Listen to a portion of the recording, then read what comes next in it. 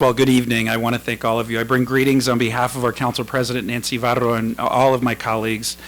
And I really want to start by giving a big thanks to all of you for the long hours that you put in, and I especially want to thank your families as well, because we know that you guys sacrifice as a team. You have the county's 2020 session priorities before you.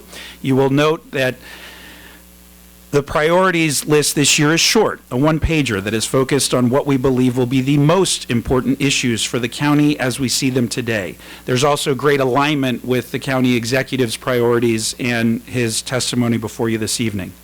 The 4 issues we've listed as our key priorities will be familiar to all of you.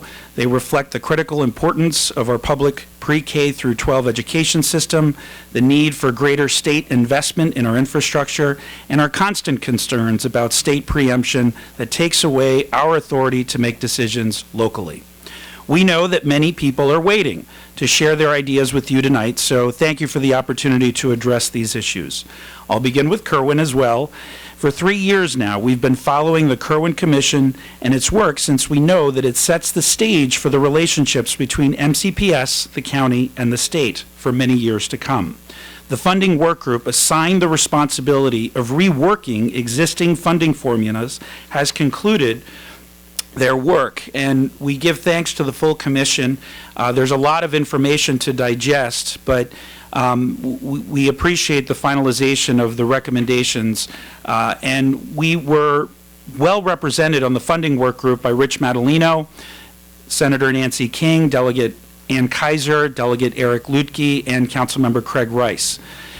Our staff has been working diligently over the summer and the fall to make sure we fully understand the impacts and the recommendations that have been made so far. We feel that we are well prepared to engage, and we're looking forward to being active participants as the plan is debated throughout the next 6 months.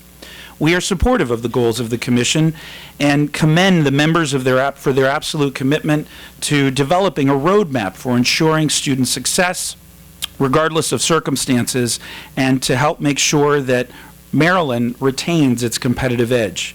We agree with Dr. Kerwin that this will be a game changer by recognizing the return on investment of early childhood education, that earlier identification and greater investment is necessary for students with special needs and those who are economically disadvantaged, that excellent teachers and staff are the backbone of our system, and the career and our college paths need to be pursued for all students as they advance through high school. And that accountability is crucial to ensure that these ambitious goals are being met, and if not, why not, so that the course can be adjusted. We are anxious for the Commission to finalize its recommendations.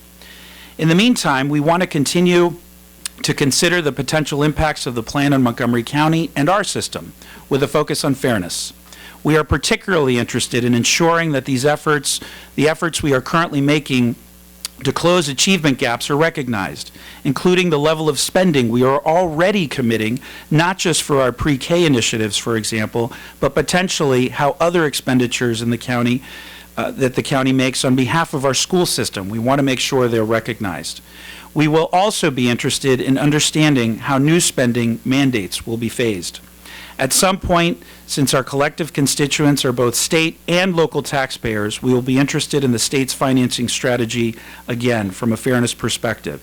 We echo the county executive's support for school construction, and we so appreciate the delegation's effort to ensure that we meet the demand of our growing school system. Just this year alone, our school system has added 2,800 students, more than 1,000 that were initially projected, which is, of course, the equivalent of a high school. We must keep pace with the construction demands of our students. And lastly, we do also want to focus on the 495 and 270 traffic mitigation. Like the county executive, we appreciate the governor's focus on this issue and applaud his interest and tenacity, but have concerns about the manner in which he has gone about partnering, or frankly not partnering in many instances, with our local jurisdictions. We were excited to hear the potential partnership with the state of Virginia, but lack few pieces of key details for us to really be able to get excited and get behind a plan when we don't know about its environmental impact and we don't know about its costs. We know you share those same concerns as us, and we look forward to working with you to ensure that this is a fluid process. Thank you all again for your dedication and public service, and we look forward to working with you this session. Thanks.